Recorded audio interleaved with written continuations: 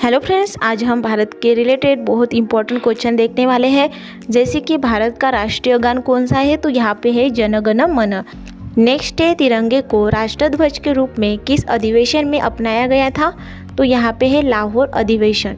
Next है स्वतंत्र भारत के राष्ट्रीय ध्वज का डिज़ाइन किसने बनाया था, तो आंसर है पिंगली वकैया। इसके बाद है भारत के राष्ट्रीय ध्वज के मध्य में बने धर्मचक्र का रंग क्या है, तो यहाँ पे है आंसर गहरा नीला, मतलब डार्क ब्लू।